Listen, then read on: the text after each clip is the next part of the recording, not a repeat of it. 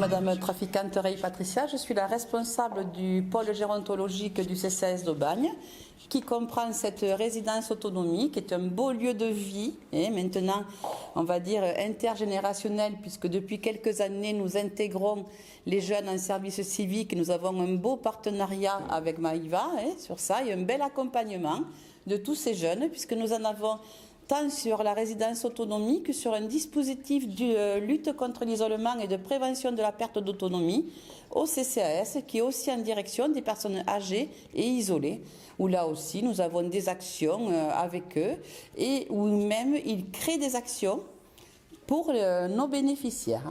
On a un projet booster qui là est dédié aux mineurs.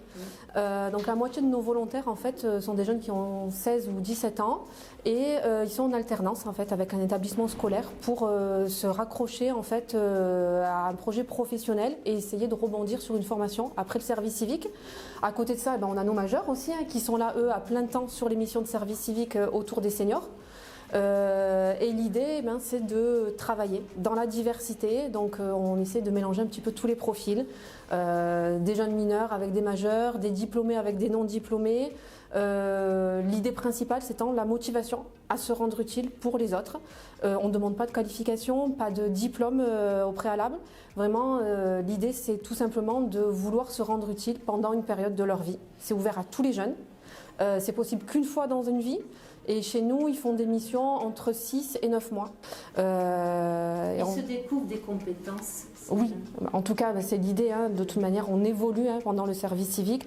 C'est une expérience professionnelle, mais ça reste quand même une expérience humaine avant tout, une expérience personnelle. On vient le matin à 9h, on fait le café avec eux, l'astrologie, on lit le journal, on discute, on crée du lien.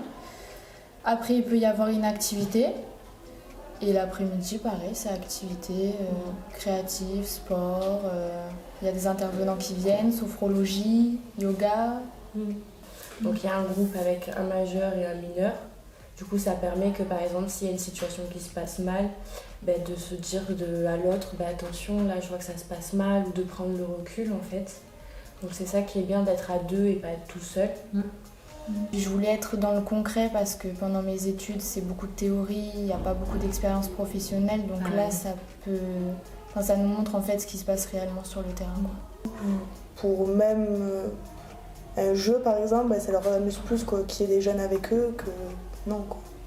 Ça fait du bien de se sentir, pas important, mais de sentir que pour eux, on l'est en tout cas. Quand ils vous voient arriver, ils vous attendent. Ah oui.